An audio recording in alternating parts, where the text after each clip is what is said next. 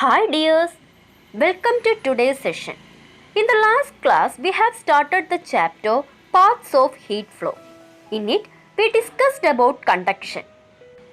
Conduction is the mode of transferring of heat in solid substance. Did you remember that? Then, what is conduction? Yes, conduction. When one end of an object is heated, the molecules at that end receive heat and transfer the heat to the neighboring molecules. This method of transmission of heat is called conduction. Metals are good conductors of heat. Do all the metals conduct heat at the same rate? Let's see. Take three metal rods made of copper, iron and aluminium of the same length and thickness and arrange them on wooden blocks as shown here. Instead of rods, you can use sheets of copper, iron and aluminium of the same size. Fix a pin using wax at one end of each metal rod. Heat with a spirit lamp the point where the rods meet in such a way that they receive equal quantity of heat. What do you observe? Yes, you can observe that the nails struck to the metal strips begin to drop one by one. All the pins didn't fall down at the same time. Pin from the copper plate falls first, then pin falls in the order aluminium plate and then iron plate.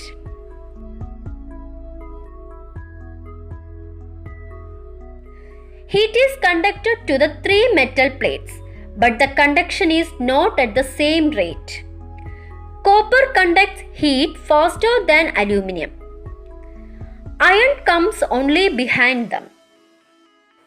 Among iron, copper, zinc and aluminium, heat conductivity in the decreasing order: copper, aluminium, zinc and iron. Now you have understood that heat transfer in solids. Let's see how heat is transferred in liquids.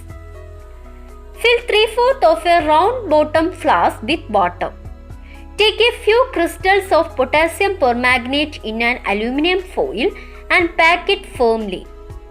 Make a hole in it with a pin and keep it immersed in water. Heat the flask using a spirit lamp.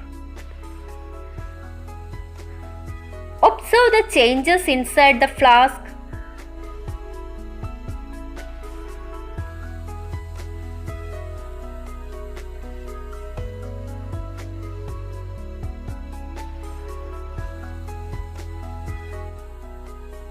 On heating, potassium permanganate solution moves upwards and the cold water moves down to that place.